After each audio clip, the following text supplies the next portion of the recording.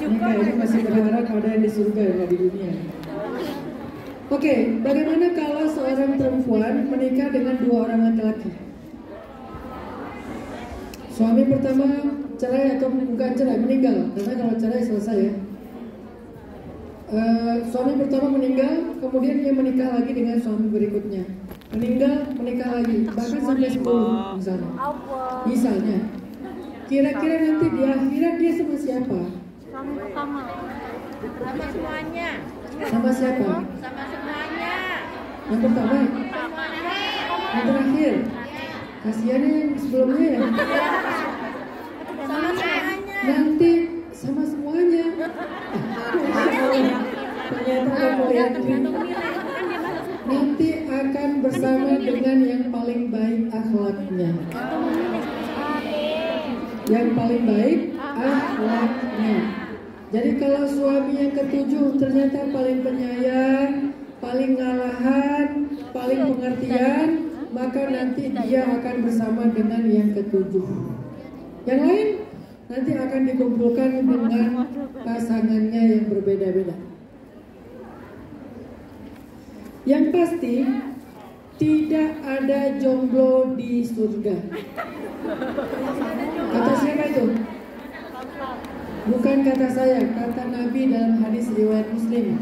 Laisa fil jannati ahzab. Di surga nggak ada jomblo, kata Nabi. Di surga nggak ada jomblo. Jadi kalau meninggalnya belum menikah, nanti menikahnya di surga. Wedding organizer-nya para malaikat. Terus pasangannya siapa? Pasangannya adalah laki-laki dan perempuan terbaik yang ada di surga. Terus dia nanya lagi, apakah di surga nggak ada bidadara, Ustaz? Cuma ada bidadari. Tahu nggak siapa bidadari surga? Bidadari surga itu ya kalian. Bidadari surga itu adalah perempuan-perempuan solehah yang hidup di dunia, dialah bidadari terbaik di surga. Jadi nggak usah berpikir aku cemburu deh sama bidadari di surga. Bidadari di surga itu kalah cantik, kalah menarik dibandingkan bidadari yang ada di dunia, yang solihah. Dan mereka lah yang akan menjadi ratunya para bidadari. Sehingga kalian gak akan pernah tersaingi dan tergantikan. Begitu juga laki-laki surga. Laki-laki surga itu adalah laki-laki dunia yang solih, yang insya Allah juga tidak akan pernah tergantikan oleh yang lain. Oke, itu pertanyaan pertama. Pertanyaan berikutnya. Ini tulisannya luar biasa ya, kayak tulisan dokter ya.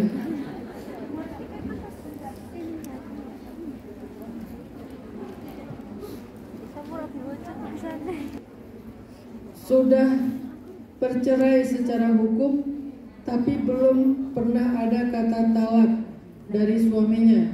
Apakah benar jika wanita tersebut menikah lagi termasuk perbuatan zina secara agama? Apa arti sudah bercerai secara hukum? Artinya kan dua-duanya sepakat. Karena tidak akan dihukumkan bercerai kalau salah satunya belum sepakat, kecuali terjadi kezaliman. Maka yang menceraikannya adalah hakim. Kalau dua-duanya sepakat, walaupun nggak ada kata talak secara shar'i, maka itu sudah jatuh talak. Jadi itu tidak perlu dipertanyakan. Saya ingin meminta solusi kepada Ustadz. Saya punya teman laki-laki. Kita sudah berteman sejak SMA. Ini teman atau teman? Udah berteman sejak SMA. Saya tahu latar belakangnya. Berasal dari keluarga pesantren. Baru-baru ini dia menyatakan perasaannya pada saya. Kok baru nyatain? Udah bersekian tahun ya. Tapi saya sendiri berasal dari keluarga awam. Saya harus gimana Ustaz? Terima?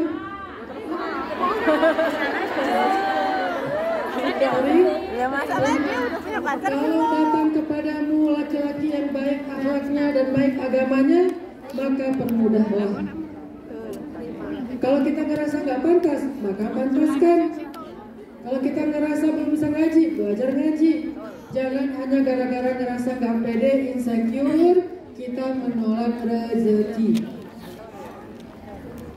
Apakah ketika suami meminta cerai dalam keadaan emosi bisa dibilang talak? Sekarang saya nanya, ada nggak orang yang talak dalam keadaan happy? Talak yuk. Di mana-mana yang namanya talak itu pasti lagi emosi. Jadi emosi yang tidak dihitung talak itu adalah marah yang sampai kehilangan akal. Kalau tidak kehilangan akal, kalau kita tanya ini berapa? 2. Salah, berarti dia hilang akal. Padahal sah. Kalau dia masih bisa berhitung, dia masih waras, dia masih sadar, berarti dia belum kehilangan akal. Maka jatuh talaknya, karena tidak ada orang yang talak karena lagi happy. Aku sayang banget sama kamu, aku talak ya. Nah, ada orang yang kayak gitu ya. Yang namanya talak itu pasti lagi marah.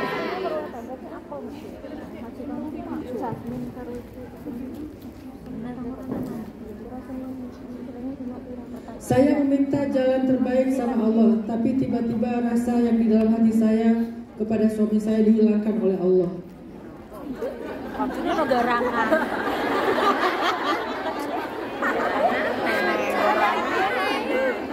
Cuman saya nggak mau bercerai Ustaz, saya ingin bertahan karena anak. Ini maunya apa sih?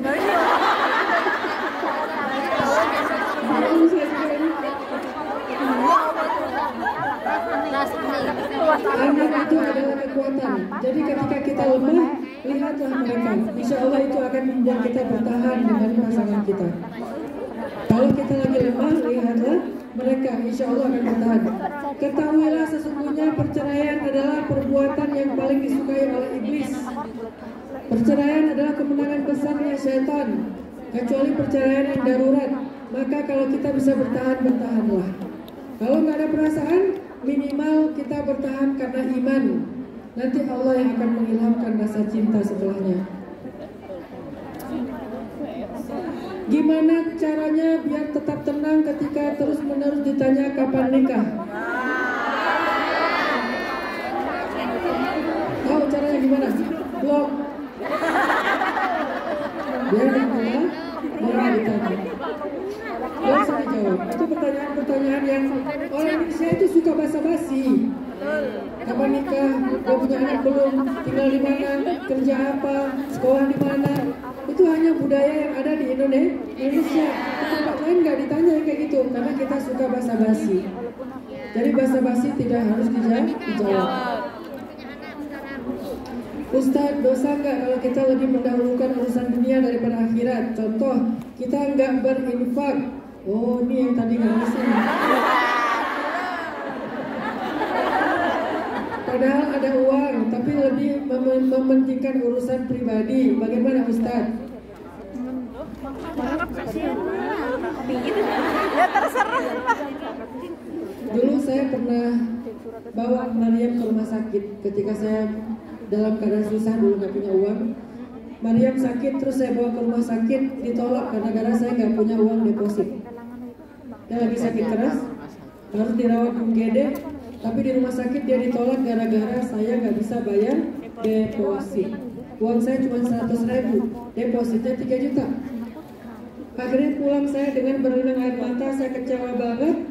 Akhirnya uang 100.000 itu saya bagi 2, 50.000 saya beli obat di apotik hanya untuk menghilangkan panas, dan 50.000 lagi saya pakai sedekah. Alhamdulillah dengan sedekah itu kemudian besoknya berangsur-angsur Maryam sembuh.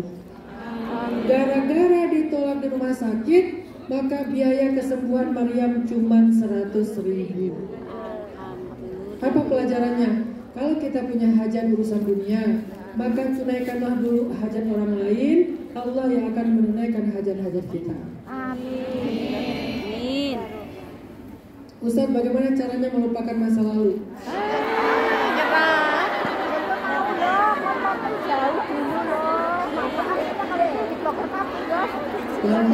Lupakanlah masa lalu dengan cara unfollow.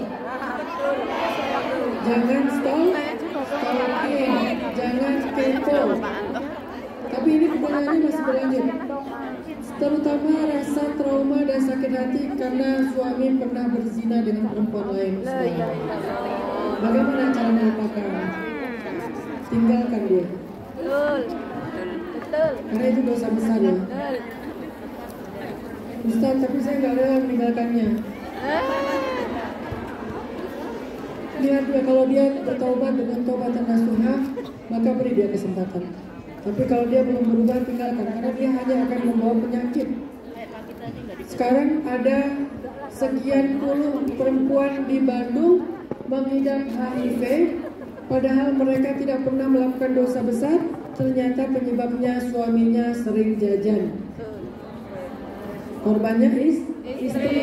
Makanya untuk kondisi kayak gini mah kita memang harus agak tegas demi anak-anak, demi orang tuanya. Istrinya kemudian hamil, bayinya juga kena HIV, kasihan. Itu semuanya karena kejahatan si laki-lakinya. Ustaz, bagaimana cara kita menahan hawa nafsu?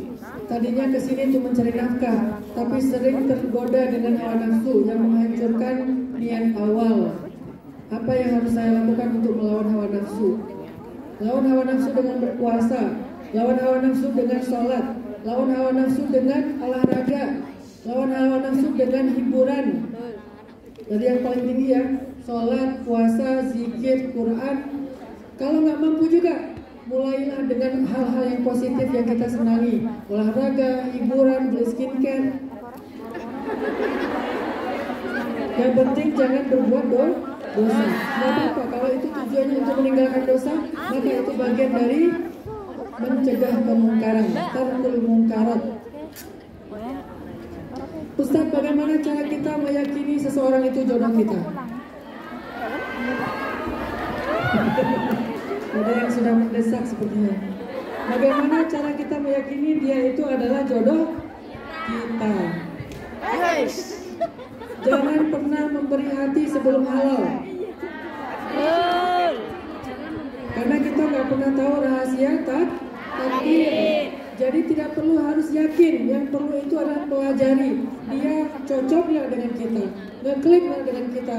Jujur nggak kepada kita? Serius nggak? Kalau iya, maka ajak dia untuk lebih berkomitmen dengan halal. Kalau udah halal, saya terima nikahnya Fulanah bintu Fulan, baru detik itu juga kita berikan hati kita kepada dia.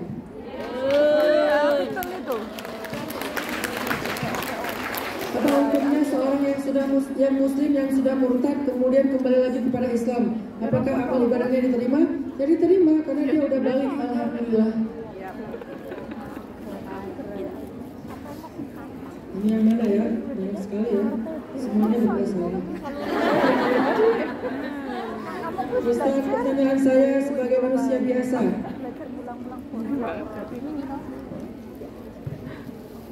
Apakah kalau kita berbuat dosa-dosa besar, maka nanti azabnya akan menimpa keluarga kita? Ya. Ketika kita berbuat dosa, Allah akan menghukum kita, dan hukuman itu bukan hanya mengenai kita, tetapi mengenai orang di sekitar kita. Tetapi bagi mereka itu bukan hukuman, tetapi itu penggugur dosa.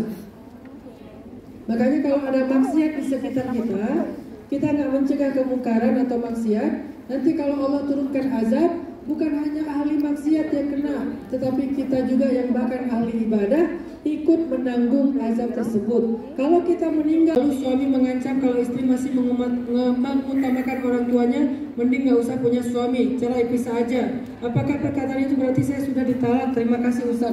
Perkataan itu belum jatuh talak karena maksudnya baru mengancam, bukan memutuskan. Yang kedua, itu suami nggak tahu istri. Harta suami. Saya nggak meninggal diundang lagi teman-teman. Jika ada wanita sudah pernah menikah 2 kali dan gagal, status suaminya jejaka. Jika mau menikah lagi dan calon suaminya jejaka, perjaka kali ya. Bagaimana dilihat dari hukum syariat? Ya nggak apa-apa. Kalau dalam beberapa negara di Indonesia itu dibolehkan. Karena apa solusinya Ustaz? Boleh dalam agama, nggak ada masalah. Saya seorang perempuan yang sudah menikah dan seringkali seorang kakak dari 3 bersaudara. Amalan apa yang bisa membawa orang tua, suami, adik-adik saya dan keluarga saya masuk ke surga Ustaz? Masya Allah. Ini istri keren banget. Dia mikirin suami, anak, adik, orang tua, semua dipikirin. Luar biasa nih perempuan. Khadijah masa modern ya. Apa yang bisa saya lakukan Ustaz? Jadilah seorang ustazah. Jadilah seorang pendidik.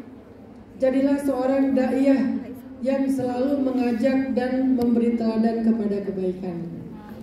Jadilah keberadaan kita dimanapun menjadi inspirasi kebaikan bagi orang di sekitar kita. Itu cara yang paling gampang.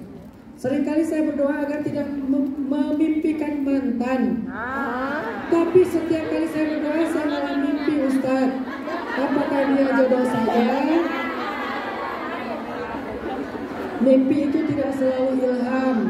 Bisa jadi memang kita belum selesai dengan masa lalu, makanya kebawa ke mimpi. Apalagi sebelum tidur masih ngepoin akun dia, pasti kebawa ke mimpi. Terus apa yang harus saya lakukan Ustaz? Apakah saya boleh berharap kepada dia? Boleh, selama dia belum menikah. Kalau udah menikah jangan berharap dia bercerai. Apa hukumnya sulam bibir dan sulam alis? Kalau untuk kecantikan tidak boleh. Kalau untuk kesehatan boleh. Contoh untuk kesehatan, bibir sumbing. Contoh untuk kecantikan, pengen alisnya rata. Kalau kecantikan nggak boleh, kalau kesehatan boleh. Tanya kepada diri masing-masing, ini cantik atau sehat? Sehat itu artinya ada yang nggak, ada yang cacat, ada yang sakit, itu namanya kesehatan. Kalau ada yang menurut kita nggak nyaman, nggak sreg, itu bukan kesehatan, itu kecantikan. Kok alis saya gini ya? Saya pengen alis saya gini loh. Saya dibesarkan oleh nenek kakek dengan adik saat waktu berumur 2-3 tahun. Sejak saat itu saya tidak dirawat ibu dan ayah. Sekarang saya 32 tahun dan adik 30 tahun. Apa kami bisa bertemu dengan ibu kami? Boleh. Kami tidak memiliki informasi tentang beliau. Lalu bagaimana kami harus bersikap mencari beliau? Jangan tanya saya. Ibu saya di mana Ustaz? Saya ibu dukun. Boleh mencari keberadaan ibu, ayah, bertemu. Jangan pendendam. Jangan pendendam. Jadikanlah itu sebagai tadi salah satu di antara takdir Allah dan pasti ada kebaikan di dalamnya. Mungkin ada orang yang dirawat oleh orang tuanya yang utuh tetapi sering mengalami luka pengasuhan. Sedangkan kita dirawat oleh nenek dan kakek kita, tapi malah alhamdulillah disayang dengan sesayang-sayangnya. Mungkin itu hikmahnya. Kita baru ketemu orang tua ketika kita tidak perlu lagi diasuh. Allah punya alasan. Berbaik sangka kepada Allah. Bagaimana cara agar hati tetap ikhlas dan menerima sikap yang kurang baik dari seseorang? Dan bagaimana cara agar tidak terlalu cinta kepada dunia? Supaya tidak cinta dunia, sering-sering mengingat kematian. Karena kata Nabi, "Aktsiru min dzikri hadimil lazzat." Banyak-banyaklah mengingat penghilang kenikmatan. Apa itu kematian? Saya mau tanya, apa hukumnya kalau coba direkam ya? Kasih ya? Ya? Oke, diam ya. Allah, ini kenapa udah menikah masih direkam? Allahumma inni as'aluka bi anni ashhadu annaka antallah la ilaha illa anta al-wadud urzuqnil mawaddah.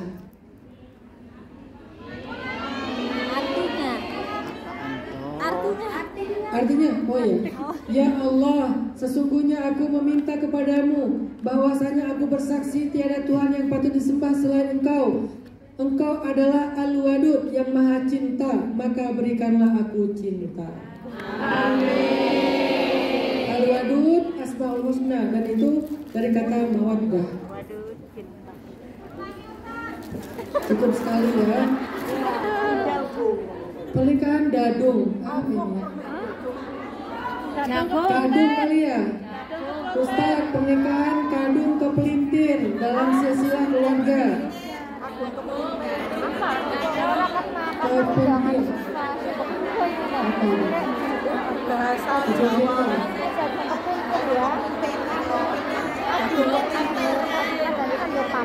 Pelintir kan dalam silsilah keluarga.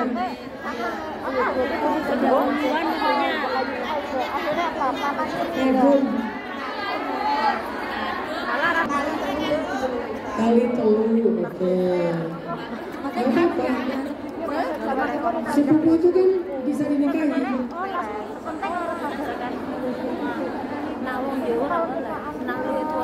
Ya, ada batasnya tapi. Nanti tanya aja ke ahli fikih, mesin saja.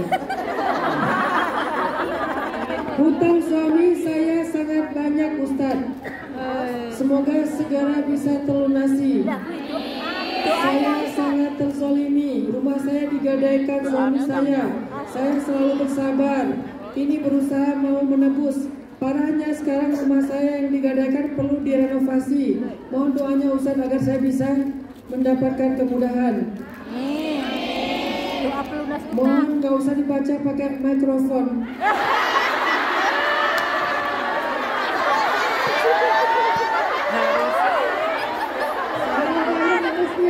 Harusnya yang ini di atas.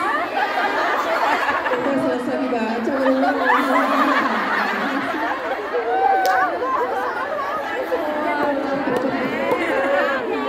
Kita berdoa kepada Allah SWT. Semoga semakin dalam setiap amanah dan pekerjaannya. Amin. Keluarga-keluarga yang ada di Indonesia Allah jaga dengan penjagaan terbaik. Amin. Anaknya dijadikan anak yang solih-solihah. Amin. Suaminya dijaga tetap amanah dan mencintai kita. Amin. Orang tuanya dirawat oleh Allah SWT. Amin. Semoga semuanya akan berkumpul dengan keluarga dalam keadaan terbaik insya Allah. Amin. Semoga semuanya diundang Allah menjadi tamu Allah ke tanah suci. Amin. Khusus buat Mas Teguh Budi Wibowo, semoga dimudahkan pelayarannya. Amin. A'udzu billahi minasy syaithanir rajim. Bismillahirrahmanirrahim. Allahumma lakal hamdu kullu wa lakash syukru kullu wa ilaika yurja'ul amru kullu sirruhu wa alaniyatuhu fa ahlun anta an tuhmad wa ahlun anta an tu'bad la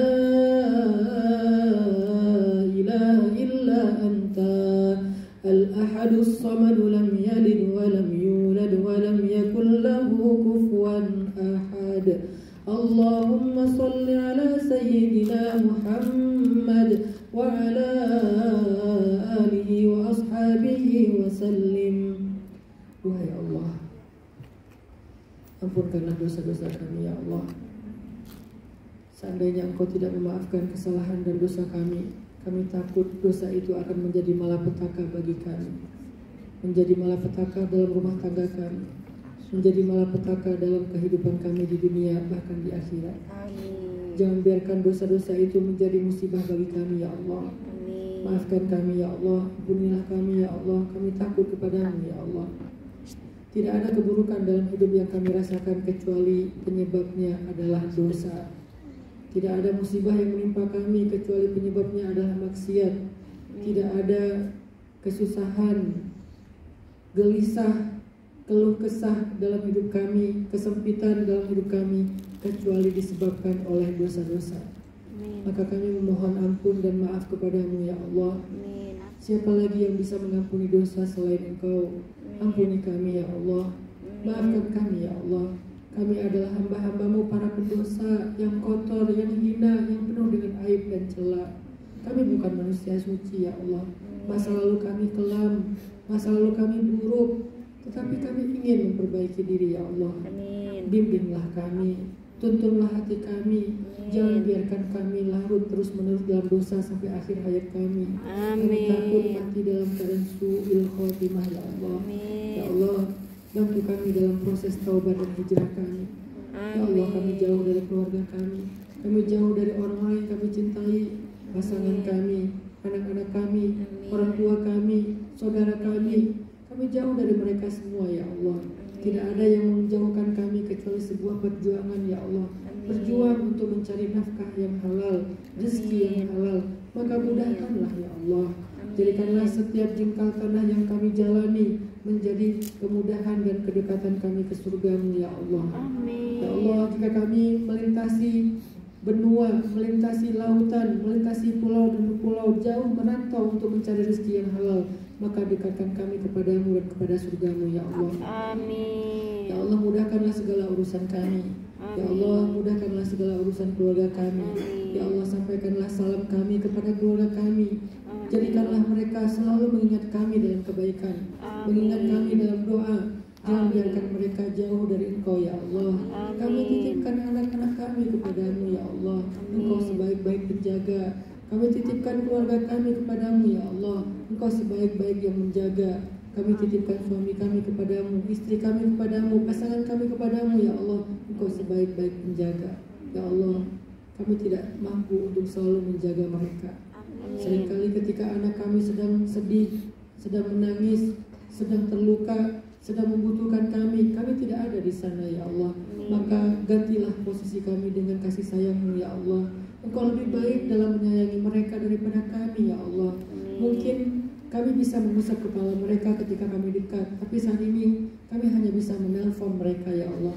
Kami hanya bisa mengirim pesan kepada mereka ya Allah. Kadang-kadang tidak cocok waktunya sehingga kami tidak berhasil menghubungi mereka ya Allah. Tetapi Engkau selalu ada untuk mereka. Engkau membersamai mereka dimanapun mereka berada. Sayangilah mereka ya Allah dengan sayang-Mu yang lebih baik dan lebih besar daripada sayang kami. Kami titipkan keluarga kami kepadamu ya Allah. Ya Allah, mudahkanlah urusan kami agar kami cepat bisa kembali kepada mereka. Karena tidak ada yang lebih sempurna daripada keutuhan rumah tangga dan keluarga. Ya Allah, ini bukan pilihan kami. Kami tidak senang untuk bisa sampai di sini ya Allah. Tetapi ini adalah sebuah tuntutan, sebuah kebutuhan, maka cukupkanlah kebutuhan kami ya Allah. Amin. Ya Allah, datangkanlah kepada kami orang-orang yang solih. Datangkanlah untuk kami pasangan-pasangan hidup yang solih, solihah, yang akan bertanggung jawab, yang bisa merawat dan menjaga kami, dan bisa mengambil tanggung jawab kami ya Allah. Ya Allah, jagalah kami dalam perantauan, jauhkan kami dari godaan syaitan, jauhkan kami dari fitnah, jadikanlah kami perempuan multazimah, perempuan mutadayyinah, perempuan istiqamah seperti Sayyidah Khadijah dan Fatimah. Rabbana atina fid dunya hasanah wa fil akhirati hasanah wa qina adzabannar. Allahumma taqabbal du'ana bi salawatina li Rasulillah wa qiraatina al-Fatihah. A'udzu billahi minas syaitonir rajim. Bismillahirrahmanirrahim.